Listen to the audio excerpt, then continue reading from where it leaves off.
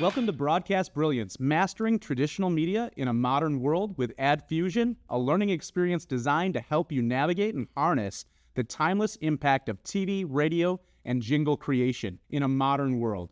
Leading today's session is Suzie Dreiling, managing partner at AdFusion. Suzie brings over 25 years of hands-on experience in the traditional media landscape. She has spent her career building campaigns that connect emotionally. She negotiates smarter media buys and delivers results through storytelling, sound, and sight. From coordinating creative for regional radio to overseeing production of nationally recognized TV spots, Suzie has seen and shaped it all. Her goal today is simple: to equip you with the insight, clarity, and practical strategies to make smarter decisions about your traditional media investments. This webinar isn't about selling services, it's about sharing the lessons, frameworks, and insider techniques Suzie has developed after decades of working alongside some of the biggest and most beloved brands. Whether you're a seasoned marketer or a business owner looking to revitalize your brand's presence through traditional media, you're in the right place. Let's get started. Well, thanks for joining us, Suzie. Thanks for having me. Yeah, it's been a pleasure. We've been talking a little offline about your experience in TV and radio. Let's talk a little bit about your experience. Let's start there. It's pretty impressive. I was really impressed with your experience in the advertising game and what you've been able to do. If you could share that with some of our listeners here. So I started as a radio rep a little over 25 years ago, and I stayed in that field for probably about 22, 23 years, and I sold radio primarily. I did direct radio selling, and then I did national and regional sales. And then after that, I worked for an agency and then did that for about 2 years and then started my own agency about a little over a year ago. Awesome. Yeah. Yeah, and how has that been getting out on your own? Like, how can you explain that to anybody? Fascinating. It's so fun being on the other side of the table this time, where before I was, selling to the consumer or to the client. Now I'm, representing the client and negotiating on their behalf. So it's been a total kind of 180, if you will. It's a totally different world on this side. Absolutely. So we're going to talk a little bit about TV and radio here today. Some pitfalls, some consensus statements that have been kind of launched out there that TV and radio are kind of dead. Sure. And digital advertising is kind of taking over. We're going to talk about how that's definitely not the case. Right. Still leveraging different strategies that you know very, very well and that AdFusion knows very well to make TV one of the best marketing sources, if not the best, if you're doing it correctly, right? And that's the key. There is doing it correctly. And at AdFusion, you guys pride yourselves on being able to do it correctly with your 25 years of experience, building creative that will entice people to not only, have your brand top of mind awareness, but also generate the leads that a lot of these companies are starving for. I'm sure everybody on this webinar right now has had a month this year already, just after Q1, where they're starving for leads, right? And that's what it's all about, is lead generation through different channels. But you're only going to be able to do that if you can bring people through the funnel, create that interest, but also create those strong CTAs that everybody has in TV and radio. But also, who doesn't love a really good, catchy jingle? Sure.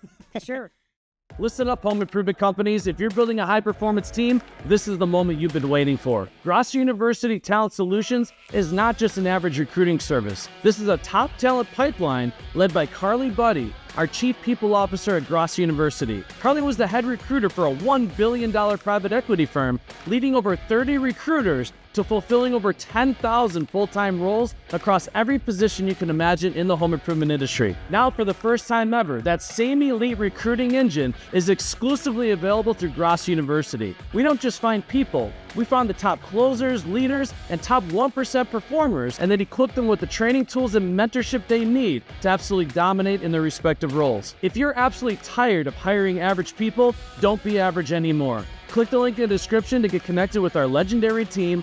As always at Grosso University, yes, you are a closer, and back to the video.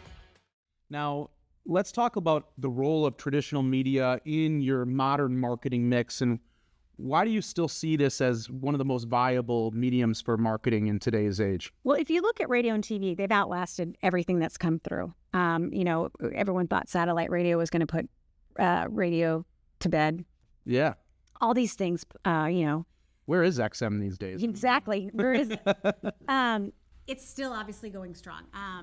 Radio and TV are a crucial part of your marketing plan. I think they're the foundation of your media and marketing plan. It's very important to have that. I was telling someone earlier today that I had a client that their foundation is radio as their marketing plan. That's really all they do. Okay. And they spend a significant amount. I mean, all their marketing dollars is radio.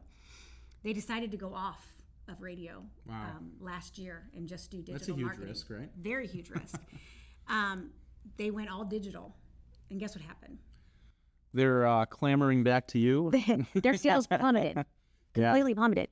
It's okay to try other mediums, but you always want to keep your foundation. Yeah. So what they thought was going to be this great switch from moving from radio to digital turned out to be a huge bomb. So, you know, I always say, like, you build your foundation with your TV or radio or both. Right. And you can certainly try other mediums with that because they all work together, but you have to have that foundation. Yeah. And it sounds like it's all about demographics too, right? Sure. You've built that audience based on your products. And obviously that was a beneficial demographic for you based on placements and different things like that. When you go to target on social media or in digital, it's going to be that much more difficult to get a very targeted audience. Right. So that probably, I could see why they would jump into that, then jump back to you. I actually remember when I was in the job market in my early 20s, there was a radio ad all the time. Like I can actually think back to when I was listening to the radio, going to work and doing different things. And there was a place called Miles Kimball that I took a job with in a call center. Okay. So I worked in a call center there, but they had this jingle that was, what a great place to work. Miles Kimball. That's a good jingle. And literally I'd hear that jingle on the radio every single day, right? And I can't say that that's why I called them. Sure. But as I was filling out the application, I'm kind of sitting there, right? Singing the jingle. Exactly. And that's how impactful radio has been. Like, I always think back to that because, there's countless home improvement companies out there that have jingles. Yep. That, like the Felcos of the world and different things like that. And I grew up in this industry around Green Bay where Tundraland had a jingle, and all of these things stick in your mind to be top of mind awareness. People that use radio swear by radio. I have a bunch of clients that have built a really good following on their local radio stations. But building out TV, when people are trying to get into it, there's a lot of different things that you need to think about when you're doing TV. So why TV, though? We're talking a little bit about radio. I just thought I'd fill you in on a little bit of my experience with radio ads being influential to me. But TV, why TV? Why is it still relevant today? I think both radio and TV are both fabulous mediums to use. And I think the difference between TV and radio is really price, honestly. When you're using either medium, there's no place where you can get that big of a reach with just one commercial. Right. Reaching that many people. TV is such a great place that you're maximizing your dollars with so many consumers in one spot. Where, yes, you can go do digital, but the more you go into those niche mediums, the smaller your targets, the smaller your audience is. Right. Where a TV station is going to give you that larger group of people. Yep. And TV is that you get to showcase your product, with that commercial in that 30 seconds. Or whatever length you're going. Most of them are 30 seconds. But you really get to create, you show your picture of what your product is. Where radio, it's theater of the mind. Yeah. You're creating it in their mind. Where TV is, you get to showcase your product. Yeah. Yeah. Brand positioning. I'm always stressing to my clients about branding and just telling a story. Right. Right? Your brand is a story. It's storytelling. Yeah. And there's no better place than TV to tell that story. I feel like commercials, and that's why you see, the Super Bowl commercials commanding such a large price because they're telling a story. A lot of those commercials, they're telling jokes. You can build your brand, a personality, in that 30-second spot. Right. And that's really important when you're in the home improvement industry, because they're asking themselves why your company, when they choose their window, siding, roofing, whatever they're getting into. And you can really get that out in front of people on TV. And a lot of times you can take that, the audio from the TV spot and just use that as your commercial. Yeah. So you're hearing it and then you're seeing it, you know, so it resonates. It's efficient, you know. Very much so. A lot of different, you know, content, evergreen content, as you would want to call it. So, you know, obviously you can have those TV spots perennially or forever housed on YouTube channels as well, and use those in digital media as well to obviously broadcast to even larger audiences. But now when we're talking about content and evergreen content, you know, that's going to be important to digital advertising and traditional media as well. How do those two avenues work together? How can you utilize TV to build a more robust audience on digital or social media or following? How do you see those things working together? Well, they work great together, actually, if you're using the same messaging. So if you can make sure that you're consistent and you're using the same messaging as your on air as the same as your digital. Absolutely. So I talk to many of my clients about a messaging matrix, right? I think cohesive branding across platforms is really important to companies. When you're building that, you're doing your storytelling, you got to be telling the same story. Right. So messaging matrix is really important. So I advise people on creating those messaging matrix that you're going to have certain things or certain stories that you're telling across those platforms. Right. Now, we're going to reinforce our brand across all platforms, and it's going to flow together if we do that messaging matrix. Now, what are some of the common myths that you've run into in terms of radio and TV? I find I love radio and TV in terms of not only branding, but lead generation as well. Call to action. There's a really big stigma surrounding TV now. It's you know, people are saying it's outdated, but what are some common myths and misconceptions that people have regarding radio and TV? In my personal opinion, I think a lot of that is due to the people selling it. Okay. I think it gets a bad name because either they've had a bad person that sold them something and it didn't work. They had a bad experience with it because it didn't flow properly. Their experience with it wasn't done right. Right. And I'm telling you, if that is the case, then of course you're going to have a bad taste. If you don't have a good flow through the whole thing, then it's kind of shot, you know. Right. And unfortunately, that happens more times than not. And if you're not given the proper steps from the beginning to end, it's going to suck. Right.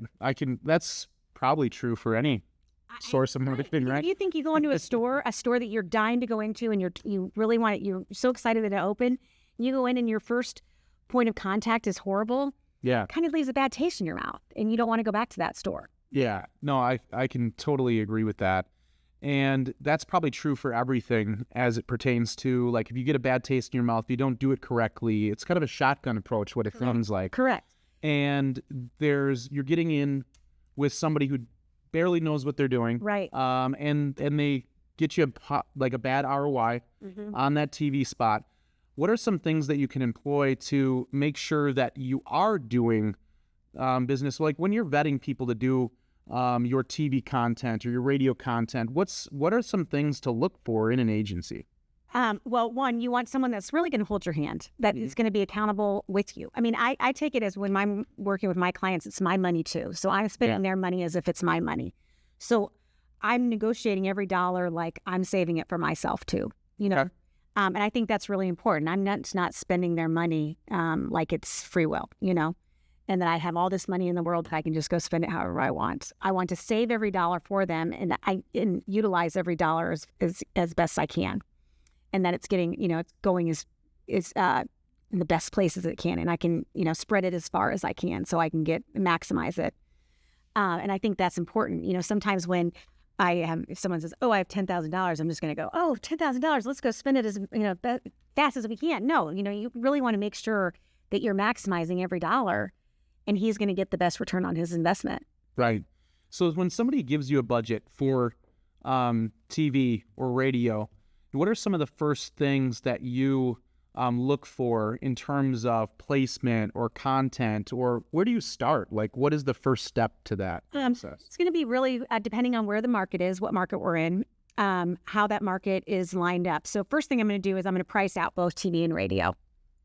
And depending on where those fall and where his budget allows, if it's going to allow for TV and radio, both, then I will determine where his money will fit best.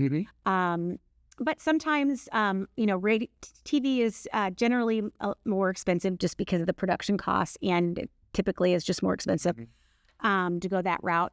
But in radio tends to be less expensive, and we can get on quicker. So if they want to be on the air faster, if they have a campaign coming up, we can typically turn that quickly. Sure. One of the beauties of radio is that it is very fast, and you can get on the air fast. And if you need to make a change on your spot, you can make those quickly. So let's say we're on the air and all of a sudden the client's like, oh my gosh, I've just got this new offer, I want to switch. I can have that switched out in 24 hours. So the immediacy of that is so awesome. That's a huge benefit of radio. Yeah. TV is a little harder because you have to, produce the spot and change the spot and set, so on and so forth. Yeah, but video is hard. Yes, exactly. But radio is so much more fluid. But with TV, so depending on, like I said, depending on their budget, it's all going to depend on that, and then where the stations are falling, and then I'm going to determine. Prior to that, we're already established who their customer is, the target, and I've determined, okay, these are the stations I need to look at first. Yeah. Now, when we're looking at a budget, you look at a brand persona, right? And you're kind of dissecting where and how to present and place this brand on radio or TV. How do you come up with a set of placements for these companies for their TV and radio? Is that something you're going to work on them with? Like, if you're trying to reach a certain demographic, and are you going to have statistics that relate to that demographic within the viewership of that specific segment or program? Or are we going to be looking at the company's buyer's persona to kind of get that cohesive? Like where spots fall? Yep. Okay, so in radio and TV, there's certain times of day when they have their most listeners. And so I'm going to follow that pattern. And then for me particularly, I have a set of standards that I follow. Okay. How I like to buy and the day parts that I like to buy in, and I stick within those parameters. I don't like to buy fluff. I don't like to put my money on fluff. If they want to give me the fluff, they can give me the fluff for free. And that's fine. I'll take all the free stuff you want. But I will only spend my dollars in certain day parts and on certain days. And I stick within those parameters. And so when I go and I ask the radio stations for rates and stuff, I'm specific on where I ask those rates for and what days and stuff. And so then they send those back how I want them. And then I build my schedule with the rates that they send back. Yeah, and that would be based on just, particular budget for a certain client. Correct. When you're doing this and you're working with a client for the first time, when you're onboarding them, is there certain, you alluded to having your set schedules and different things like that. Is there anything else that you're going to audit from a company standpoint? Is every company cut out for TV or radio, or do you see yourself? No, their budget is going to be a big determining factor. And it's sometimes that I will say, you know what, you're not ready yet. Right. And when your budget allows, then I will help you, because I'm not just going to take their money and say, let's try it. Yeah. That's the last thing you want to do. And some just are ready for radio. Now, a lot of times, I remember there was a client I worked with that really wanted to do TV, but he just didn't have the budget for it. Yeah. And so we ended up doing radio, and he flourished in radio. I mean, he did amazing. And so a year later, he was able to do TV. So it's baby steps. You can't force it. That's the last thing you want to do, is force it, because that, you want to start out where it's manageable. Because you don't want to be put in a hole in the negative, Right. And I've worked with organizations before that, one of their staple marketing sources was TV. Yeah. Okay. When they were firing up greenfield offices, there was really, obviously they do digital advertising. They do billboards on the major highways. they'd do TV, and they'd run those spots before they even opened up the office. You know, to kind of get that recognition out there. And they'd also have canvassing efforts. So it'd be face-to-face. And that was, you know, cohesively, it seemed to work really well for this company. Now, TV was a staple because they had really, really high, like strong calls to action. But they also had a brand presence throughout the entire state where we were doing business. Now, is there a certain point at which you feel like companies, budget aside, are more well-equipped to utilize TV as opposed to radio and vice versa? Absolutely. I mean, those national brands that have been around forever, that you're just going to, they're just doing brand awareness at this point. And they will be around forever. Yeah. There's no CTAs in a Mercedes commercial. No. It's just Coca-Cola. No. Yeah. They're just entertaining. Correct. And they're literally there to inspire action. Correct. So obviously, when we're looking at companies from a marketing mix standpoint, because I work with dozens of companies in terms of their holistic marketing mix, and I guess it's more for my benefit is when are my clients ready for TV? When are they ready for radio? Well, I think that you can be ready whenever. Yeah. I mean, there's a time and place for it now. Or that didn't even make sense, but you can. It did to me. They can do radio and TV whenever they want. Because you're going to get a response, period. I think when it becomes where it's consistent and on every TV station, like you see the Coca-Colas and the BMWs and the Mercedes, that's when they have unlimited budgets. Right. And it's a constant, my ad budget is $1 million, $2 million, $3 million, you know, multi-million-dollar budgets. That these companies we talked about. Most people on this call, and I can speak for them, probably don't have that going on. But I mean, there is a point where some have that branding and call to action budgets. You know, and that's awesome. You know, because I have clients that have call to actions and branding campaigns. You know, we run branding messages and we run call to action campaigns. Yeah. Now, when you're crafting a TV spot, let's talk a little bit about that, because a lot of it is conducive, or the performance is conducive to a well-crafted ad or video or compelling video. And how do you structure that compelling 30-second TV spot? You're talking about 30 seconds. Is that your ideal time frame? Yes. The typical TV ad is 30 seconds. We have an amazing production team that we work with. I will say, and I'll just be honest, you can cut this out. I am not the best when it comes to the creative side. That's not my biggest asset. But our production team does an amazing job creating the production and TV spot. And they are able to craft a TV spot that is incredible. Yeah, absolutely. Aces in their places, we call that. You don't have to be the best at everything, but it sounds like, Suzie, you're going to be the advocate. You're going to be negotiating spots, getting the best rates, getting the best placement. Right. Then you have a media team that creates the TV spots. You have somebody that writes your scripts. You have somebody that comes up with the different content that you're going to be creating. And then you meet with the client and bring it all together. Because the client will meet with our creative team and the production team to help them, to give them the background of their story. So that then the creative team can pull that together. So now you working with the production team, our clients working with the production teams. What are some tips for people that are working with production teams? What makes for a good client when you're doing TV spots? You want to feed them with as much information about your story, your company, all the points you want in your spot. Now, they're going to take that and then build out a spot, and then they'll come back with you with the script, and then you can adjust it. But you want to give them as much as you possibly can so they can feel your product. You know, you want them to actually be able, you want to give them it so that they know your product and your company as they're writing it. What do you feel is the most compelling content that you can put into a commercial? Like, if you are, like, let's be honest, some of us are in roofing and siding and windows. Now, you have really, really large players in those industries. Sometimes you can get the messaging that is almost the same as the last person that was on. How do you guys combat that? Like, if you have a TV spot, like I've seen them back to back before on bathroom companies. Should never happen. Right? That should never happen. Crazy. They should never be back to back. That's a problem on the TV station. Oh boy. Well, I'm getting some people in trouble here or something. I think the more authentic you can be, and really, if there's something that differentiates you from your competitor, really hone in on that. If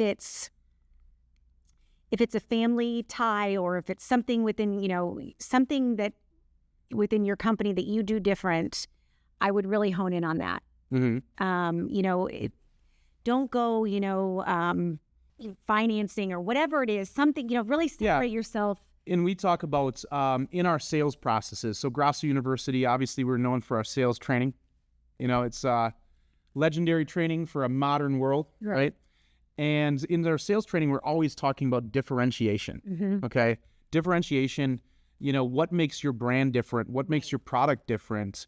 Why, your company, right? We were talking about, why TV, but it's the things that you can do for your customer that really make a unique experience, but also like the value props, the value statements. And if you can really justify your product over somebody else's, hopefully you're not competing against somebody that's back to back with you there. And maybe it just felt that way because I was falling asleep in and out of a Brewers game on a Sunday, right? We were talking about sports earlier and TV placement on sports, but I'm a huge Brewers fan. You're a huge Royals fan, Kansas City Chiefs fans. Right. So you think the best TV spots are probably sports spots on the Kansas City Chiefs games, right? Well, I'll give you an example. This is a great example. We're working with a roofing company, and they do roof tune-ups. You don't hear a lot about roof tune-ups. Yeah. Okay. So instead of pushing a new roof, they're coming to just check to make sure your roof is okay. Yeah. Like we can do a tune-up on your roof. Okay, that's a big deal. I'm not coming just to sell you a brand new roof. I'm coming to check your roof to make sure it's okay. That's awesome. So that's a point. That's a selling point. So push that. We're one of the only companies in the city that does this. That differentiates you from other roofing companies. Yeah, we're also talking about a company earlier offline that focuses on entire bathroom renovations as opposed to just doing the wet space. Right. There's a lot of companies that are trying to streamline things and just focus on the wet area. And now we have companies out there that are focusing on differentiating and calling some attention to the fact that, hey, we do the whole thing. Yeah. So it's those types of things that work really well on TV, right? Correct. So hone in on your specialty, not just I'm a roofing company or I'm a bathroom company. So you're using some terminology here too that I'm vaguely familiar with. Let's talk a little bit about those types of things that you brought up here so far. Can we talk a little bit about day parts? You use that term day parts, and I understand it to a certain extent, but there's probably people here that have no idea what you're talking about. Sure. So if we want to start there, just talk a little bit about that. What is it? So in radio world, the day parts are, they are separated like AM drive, midday, and PM drive. And those are your basic day parts. And those are when you drive to work, midday, and when you drive home. Okay. So I like to capture people in those day parts. And that's called prime day parts. And that's where the money Gotcha. is. Okay? Yeah. And that's where I like to spend my money. That's how radio prices itself in those prime day parts. Yeah. And then in TV, their day parts are by news, they do it more like by the hour, but it's more by shows. So morning news, midday news, and then by different shows. Okay. And then you can buy those day parts. So I buy day parts. Yep. And so Suzie, correct me if I'm wrong, you're going in there and you're negotiating those spots. I'm with negotiating the these day parts. TV stations. Now, what do you have to look at in terms of pricing there? Like you've gone on record saying that most people are probably paying 15 to 20%, 25% too high for their spots. When you don't use an agency. So Gotcha. The difference between an agency and a direct client. So if you don't have an agency, you're a direct client. And I would say on average, clients that are not using an agency are probably paying 15 to 25% more. That's crazy. So and that's probably feeds into people feeling that TV or radio is not necessarily their game because they've overspent. They didn't get positive ROI because they were already overspending to begin with. Not only were they probably not maximizing their efficiency with the actual spot itself, right? But they were also paying too much. So that's kind of a recipe for disaster, isn't it? But they didn't know any better. I mean, listen, as reps, as radio or TV reps, we are charged to go out and get new business. And that a new business is a direct client. So we are knocking on doors, just like home improvement companies are knocking on doors to get new business. And so I'm going to knock on a home improvement company's door to try and sell them advertising. You know, I mean, it's no different. Yeah. As in, to have an agency represent you, I just know more, and I'm protecting your dollars more. Yeah, absolutely. So there's some other terms that have come up in conversation with you and I, and, you know, we're going to go through a few other ones that I heard, but CPM, like, that's a common term that comes up. I have no idea what that even means. Could you tell? So, and you shouldn't.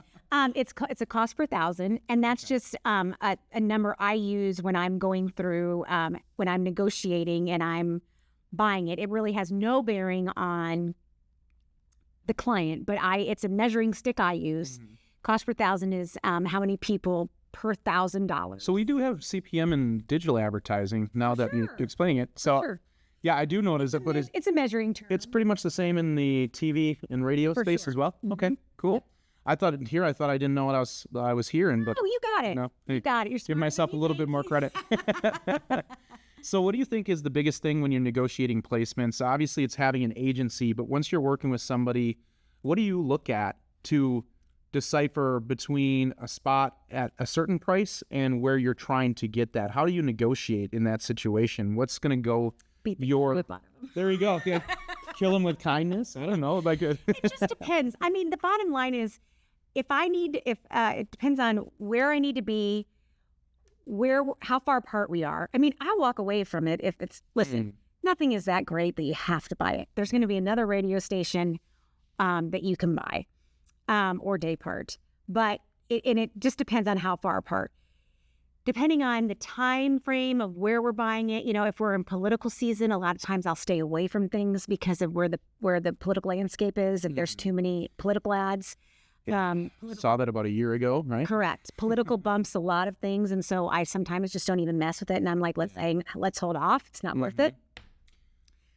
There's a lot of things that affect that. So it all depends. You know, I think I mentioned this before. There's not a lot of people that are going to turn down business. Right. So me walking away is a lot harder for them to do. You know, than them walking away. Right. You know, obviously they do want some new clients. They want to sell that advertising space. So obviously, yeah, I can feel that.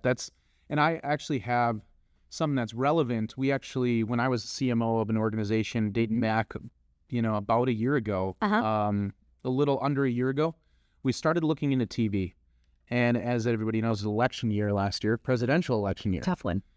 And you know, we got quoted some astronomical prices, and we had to, as a customer, walk away from that because we were just not in, and you could get bumped, and you could get bumped off your slot for, you know, political ads and different things like that.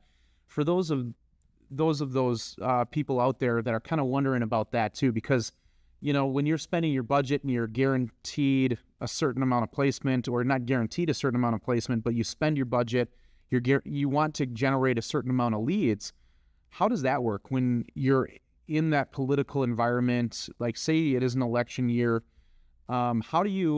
Is there any way to actually fight against being bumped off your spots, or is that just something that's kind of going to happen? Unfortunately, when it's a political window, there's certain political times of the year, there's political windows that are open that there is nothing you can do.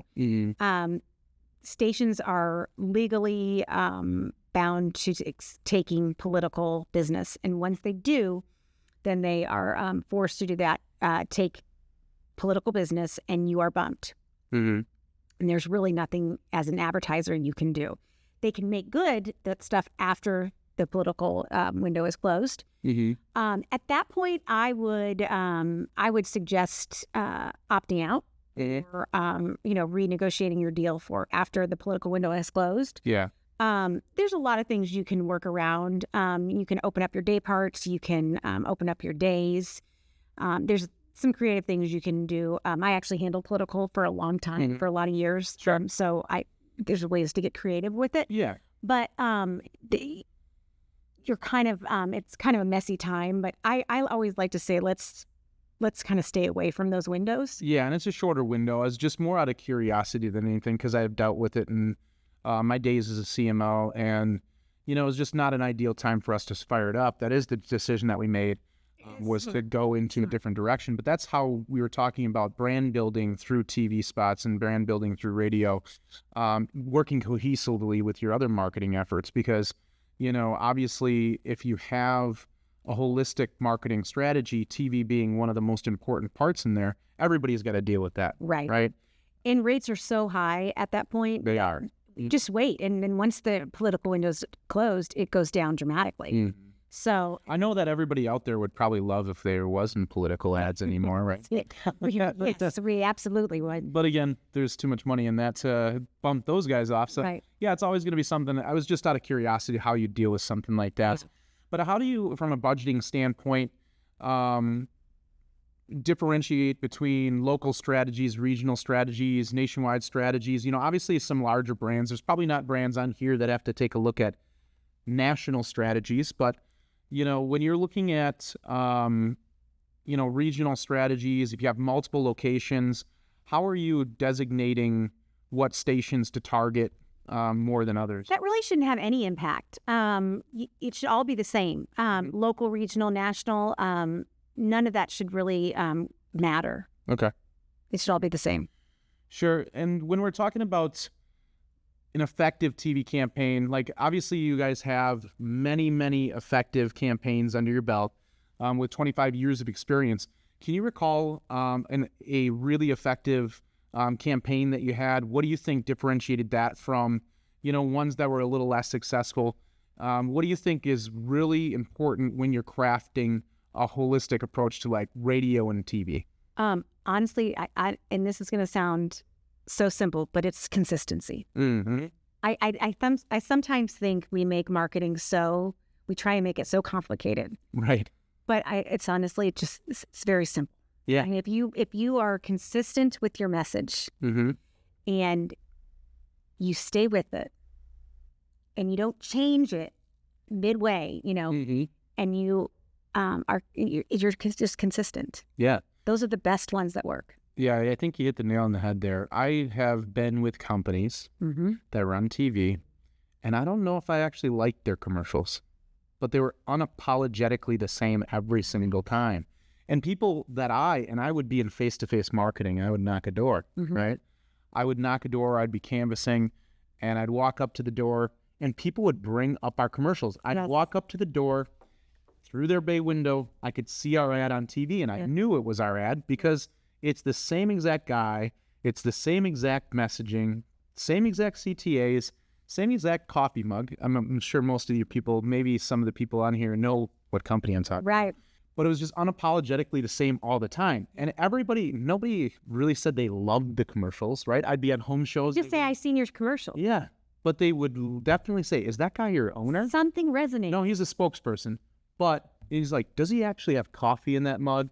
Like, I get these questions all the time. They'd be like, does he really have to sound like that? And I'd be like, well, you did bring it up to me, so it must have been effective. I'd make a joke with them. Yeah. But it was just more of that consistency in the messaging. Everybody that really resonated with people because they produced. Yeah. Nobody said they loved these commercials, but they produced. They were giving us a call. So I think you hit the nail on the head there. I've seen it even from, my experience working in face-to-face marketing and just anecdotally seeing TV programs that work, right? I mean, we kind of laughed about, like how I was saying, like, since I came to this side, I could write a book on how to be a good rep. And it's like, call someone back. Like, sometimes we try and make things so hard. Absolutely. Like, it's pretty simple. Yeah, and I was going to ask you, what do you think if you're vetting a TV agency or a radio agency, a traditional media agency?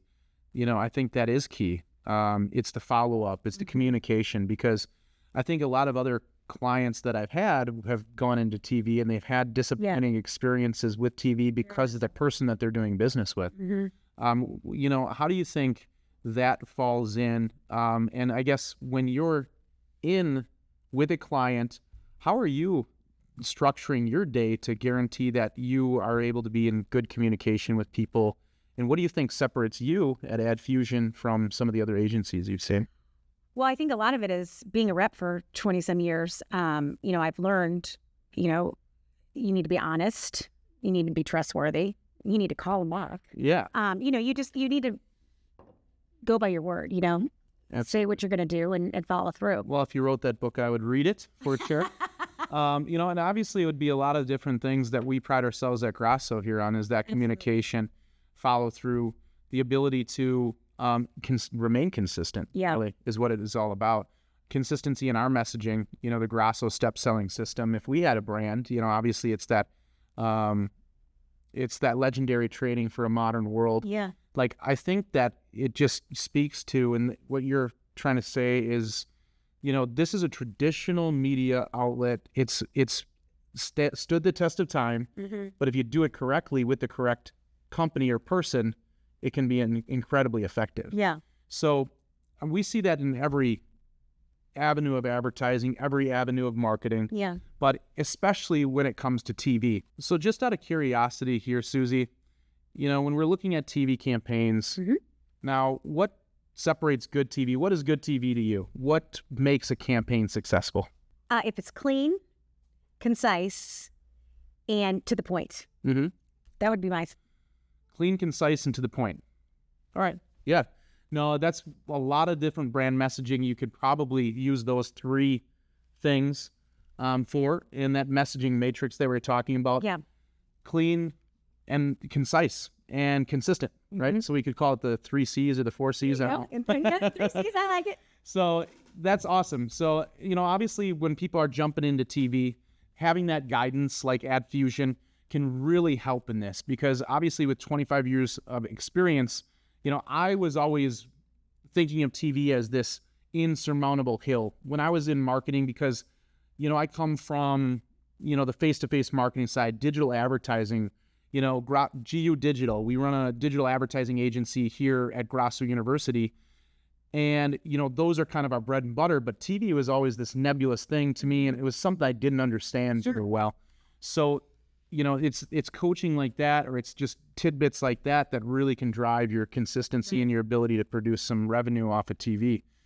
Which is kind of crazy to me that you say that about digital, because when I got into it, it was TV and radio, print, billboard, and digital was like this crazy stepchild that came in, recently. But I early 2000s is when I went to college, though. So yeah, like right then, I remember, not early 2000s, like mid 2000s, so I graduated high school in 2004, and then I guess you're 10 years. Yeah, I'm gonna be 40 in July. So yeah, I graduated college 2009. So I remember being in college when Facebook was created. Okay. It was literally for college students to kind of connect with one another. You had to have an EDU email address. Yeah. So we were all like, this is a closed group. It was pretty sweet, We were looking on there to see where the parties were at all the time. I don't. That's funny. I just remember when radio started pushing us to sell digital. I was like, what are you doing? Like, you're taking away from our bread and butter, which is radio commercials, and you're pushing us to sell this digital product that we know nothing about. Yeah, and they just kind of packaged it together kind of willy-nilly. Yes. Yeah. And for years, we went away from what our traditional media was. Yeah. And we're pushing this digital crap, and I'm like, I was like, I have this biggest X on my head. Like, I'm not selling digital. Yeah. Because that's not what it was. It was crazy. Oh my God, I was so against it. Well, now they're working pretty cohesively now, but it's just one of those. But they tried to become this digital firm, and I'm like, you're not. You're not an outlet for digital. Yeah, but everybody at the time was saying adapt or die, right? Correct. And we did not know that it wasn't adapt or die. It was adapt and overcome, but it wasn't like you had to. If you were radio and you were doing radio, killing radio, you could still be doing radio and killing radio today and not touch digital. I know companies that don't do Facebook or social media ads because it's such a bloodbath. Oh. Digital advertising is a bloodbath. It is a bloodbath. If you've been on the same radio station for 20 years, there's literally going to be no competition. But the radio companies didn't look at it that way. They were like, okay, even though we have all of our great radio advertisers, we want more. So we're going to try and become a digital company when you're not. Yeah. It's almost like That's like I said, like people that are just trying to jump into radio and TV by themselves. It's kind of like that. Like you have little or no experience in it. You're trying to catch up. You're kind of playing catch up. Yeah. Where you probably could have, I think the most successful, you'd just partner with somebody who's already doing digital advertising successfully. But I did see that with a few different platforms. I know that iHeart, they've had, the online iHeartRadio, the online radio platform. Yeah, they all have them, and they all have podcasts and obviously they're very successful, but they're branching out into digital radio. They do data procurement is really kind of their jam now, and now they're doing mail campaigns and display ads and all of these things. So that's, I guess, a testament to radio still being in the mix in terms of, but it's tried and true and tested. So we did talk a little bit about and a lot about TV and crafting that. Now we'll switch our gears here to the radio side of things. Now, what do you think is the most compelling, or how do you come up with the most compelling radio ads? Because for me, it was things like I talked about earlier with the Miles Kimball jingle. I think of, really good, solid jingles. We were talking about how we look like we're at a sports center desk earlier. Da-da-da, da-da-da. I literally woke up in the morning to that literally almost every day of my entire life. Yeah. Da-da-da, da-da-da. And then I just watched the 30 seconds or 30-minute sports center clips, and I just, so I could get my brief on the Chiefs or the Kansas City Royals, right? That's right. And, I don't think in my childhood they weren't very good. They were terrible. I can attest. But yeah, what do you think makes compelling? Because it is jingles for me. It's copy or, just scripts. Sure. Different things like that. Copyright. From your... So there's a couple things. The jingle is big. This is where you can really utilize endorsers in radio. Okay. So TV, not so much, but radio, you can really take advantage of the on-air talents. Oh, yeah. And that's where we see a lot of that's when especially I buy a lot of news talks, and they're great with home improvements. Gotcha.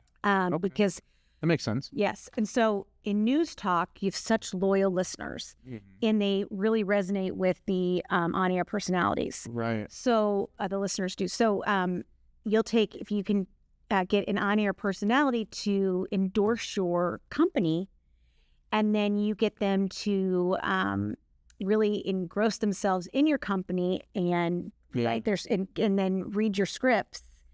And a lot of times they'll do them live, and so you give them bullet points on kind of what they hit them, and they create it, making them make it their own.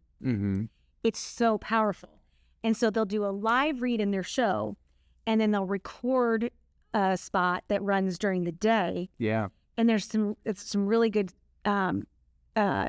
continuity there. Yeah. And that resonates so well with the listeners because they trust that on-air personality.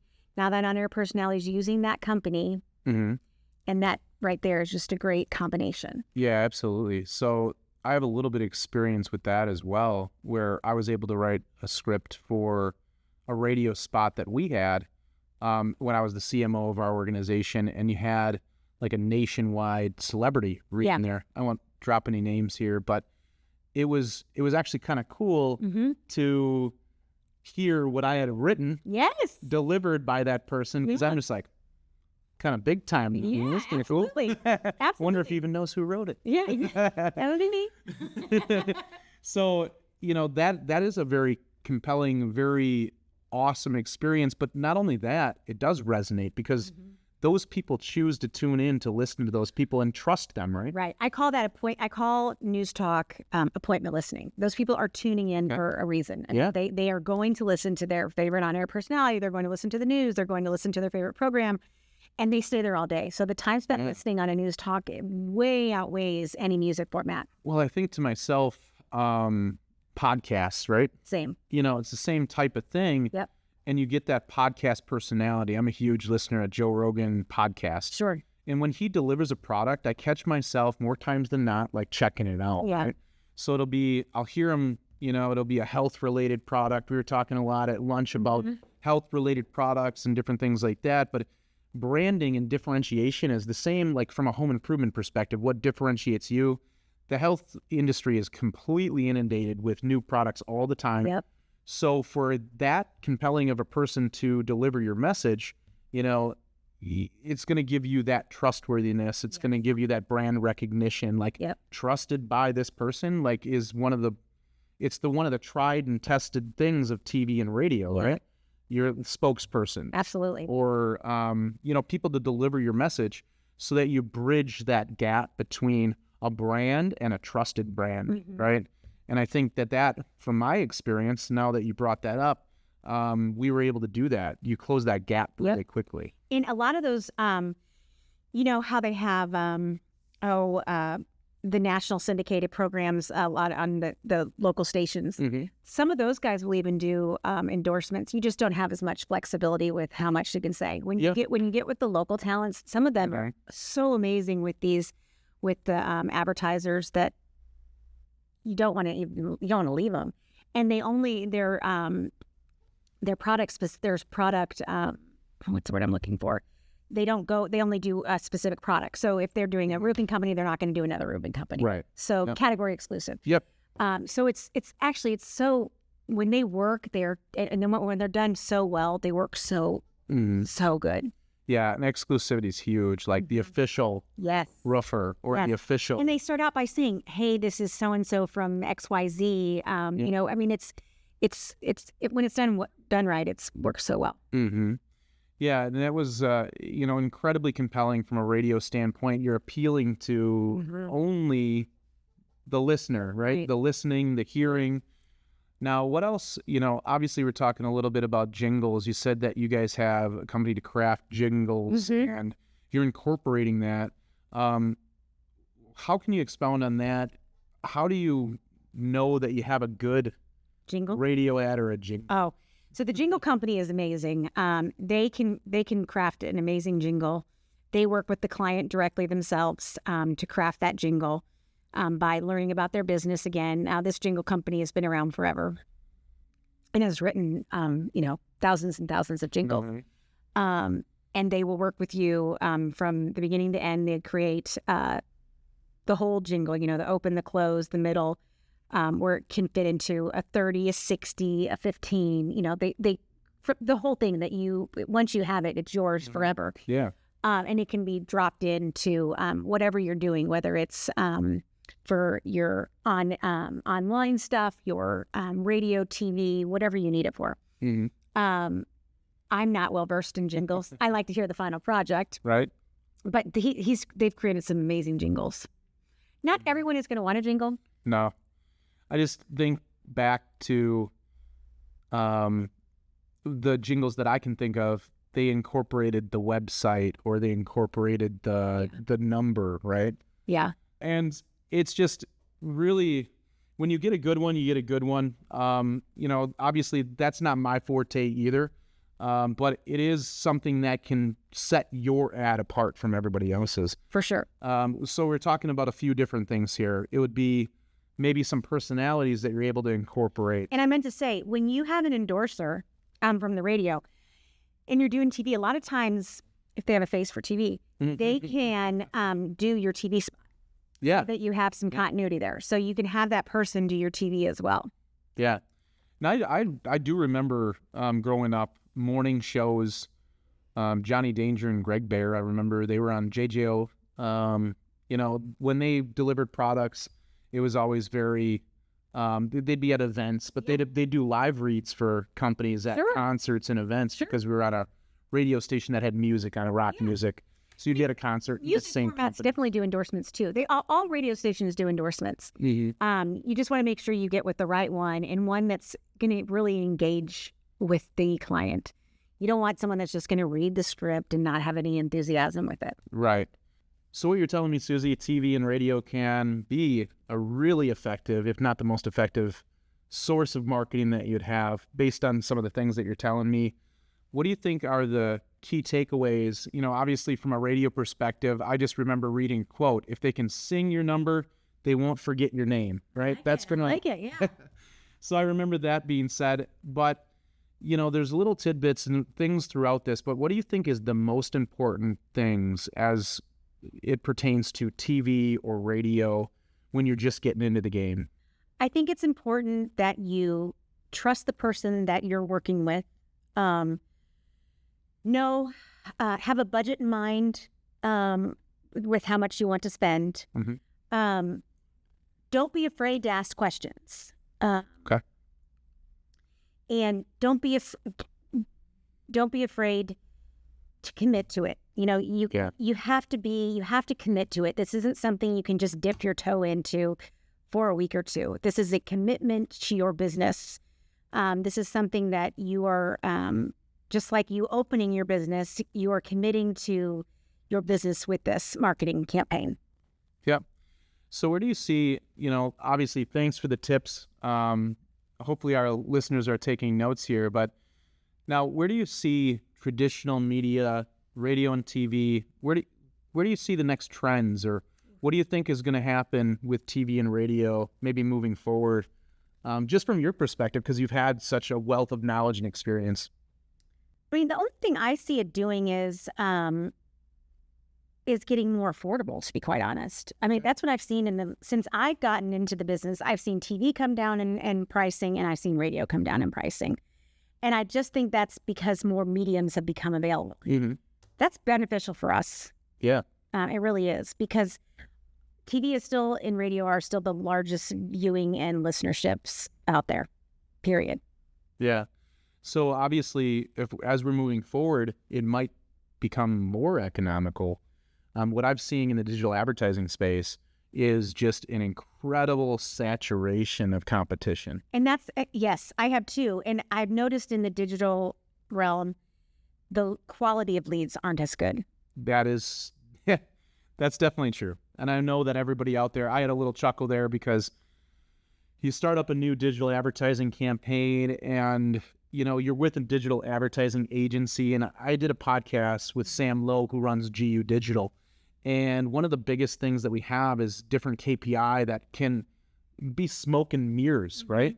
It's just, you had X amount of engagement. We got this many views, this many clicks. Yeah. At the end of the day, how many leads did I receive? Correct. Right? Right. And you have digital advertising agencies kind of pulling the wool over people's eyes in terms of, yep, you're building your brand, you're building this. But at the end of the day, I want my phone to ring and I want to make leads. You got to do both. Right. And obviously everybody tuning in here is saying, like, I need more leads. They don't say I need people to see. Exactly. Right. I think that, like, radio and TV doesn't have that. I mean, we make your phone ring, and we have qualified leads. Mm-hmm. And if you have the salespeople to sell them, that's all you need. And by the way, 1 or 2 sales is going to cover your cost in a heartbeat. There you go. And we're talking about ROI. And I remember being at an organization where you had your TV spot. We knew exactly when those TV ads were hitting. We had a compelling CTA. We had a call to urgency that was for the first 50 callers, or something similar to that. Mm-hmm. And we literally would have our entire full staff sitting by the phones, almost like, dispatch, where they're just literally sitting there all ready to go. Right. They didn't take any calls at that time. They're just waiting, and that thing would drop, and then phone would start ringing. Yeah. Right? Yeah. So it's just a testament. You're never going to place an ad on Facebook and then be like, here we go. Here we go. And I think it's so interesting that digital came into this world so fast and furious that we came up with all these acronyms and all this stuff and blah, blah, blah, blah, blah. And it was like, okay, now what? Where's all the ROIs on it? Yeah. But radio and TV have been seriously consistent the whole way through. Mm-hmm. It's never changed. Yeah, and consistency. That word keeps coming up. One of the 3 C's we already talked about, right? So consistency in anything in terms of radio, and just commitment. Yeah. There's another C. Yeah. We're on. Yeah, you got to be committed to it. Yeah. And also you want someone that's going to care about your business as much as you care about it. So that's another thing that I've seen when people get involved in TV or radio. And maybe you can expound on this a little bit more, but I've seen companies that they'll get gun shy, right? They'll get all the creative mapped out. They'll literally film their spots. They'll launch them, and maybe they're not getting that instantaneous gratification. It won't be instant. Right, because you got to build that brand recognition, and people have to get used to you maybe before 4 or 5 times viewing you before they call. But some people are pulling their stuff off there before they call, right? We always say 3 to 6 months. Yep. So that's a good rule of thumb because, again, I've seen many companies that dip your toe, like you said, and they get gun shy on it, and they're like, well, this is, they're spending the money, but you got to get the ball rolling. There's got to be some consistency there. There's got to be some commitment. So you really need to, and you could be that resource for somebody to give them the feedback so that they are not just throwing money away. Because that's the other thing. It could be a nightmare for people out there who don't know what they're doing. You could call your local radio station. You could call your local TV station, and they'll sell you the spots. You can brand. Yeah, exactly. And they'll sell you 25% more than what Suzi could get it at, right? So that is already a recipe for disaster. You make your spots. You didn't negotiate the best price possible. But they're also not giving you the expectations. They're probably not giving you those expectations up front. Like, hey, this might take a little while to take hold so that you already are extending yourself. And maybe this is the companies, because if you give them the money, they'll take it. Of course. You already said that if a company's not in a position to be able to afford a really effective campaign, it's not worth doing. Wait a while. Yeah. Wait a few more months to save up some more money. And then when you have enough to do an effective campaign, that's when you want to do it. Yeah. So if you're looking at a campaign and whether it's viable, now you've made the commitment, you've jumped into the pool, you've done it correctly. What are the things you want to avoid once you launch those programs? What do you want to avoid? Obviously, pulling the plug too early. We already discussed that. But what do you think you'd want to avoid as you're running those campaigns, or what's some good advice? I wouldn't change your copy too soon. You want to be consistent with your same message. So at least run that same copy for 3 months, if not more. I would also be tracking your calls to see when your calls are coming in. I would make sure you're following your, checking your invoices to make sure your spots are running when they're running. A lot of times that can be, you might not be getting what you're paying for. That's key. Yeah. Sometimes when you get an invoice, you just pay it and not look at it. Mm-hmm. Yeah. And what are questions do you think people should be asking as these things are going along to really track kind of your rep should be holding your hand. If you're working with a TV or radio rep, I mean, they should really be holding your hand through this, especially if you're brand new to radio or TV, and they should be walking you through every step of this process. If they're not doing their job. And so really you shouldn't be having to ask any of these questions because they should be one step ahead of you by this, but they should be giving you your spot times on a daily basis. They should be, telling you what you should be expecting. Now, I'm not saying your rep should be calling you on a daily basis because that's not going to happen. But, every Friday or Monday, they should be giving you your weeks of spot times so you can at least know when your spots are coming, for the following week. Yeah. And answering any questions, following up with you on how the week, did you get any leads this week? If not, okay, well, let's look at your spot times and verify that all the spots ran at the same, the times that they were said.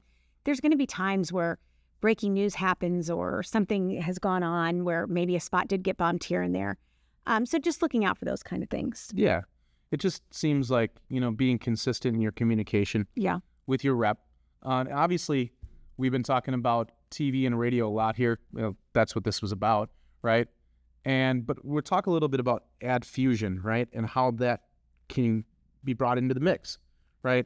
It sounds like, with your experience, you do that hand-holding, and that's what really separates you from other agencies in the same space. And obviously talking about TV and radio lead generation, I work with a lot of clients who are starved for leads right now. Mm-hmm. That's why they're reaching out to us. Now, what we can do is, from an ad fusion standpoint, is they're going to guarantee some communication with you, that hand-holding, you'll do negotiation on their behalf, but make sure that cost prohibitive trial and error we always talk about, that's what we're trying to eliminate in the home improvement industry, because lead generation becomes, the biggest cost center in your entire organization. So you can't afford not to have somebody on, negotiating on your behalf or working with you on your behalf. So, that was a lot to absorb. I didn't know a lot about TV. I don't know if I still do, honestly, as we come out of here. About that. Yeah, exactly. So I hope everybody listening with us was able to pick up, probably has a page full of notes on TV now. But if you want to reach out to us, or Suzie, if you want to just have her take a look at your current marketing mix and take a look at where you could, be benefited by a TV or radio campaign, she could definitely help you out with that. But I want to thank everybody for joining us here today, especially Suzie. That was awesome information. Thanks. I learned a lot about TV and radio, and really it was just out of my curiosity. It is a really good medium. Like, from my perspective, I still engage in a lot of traditional media.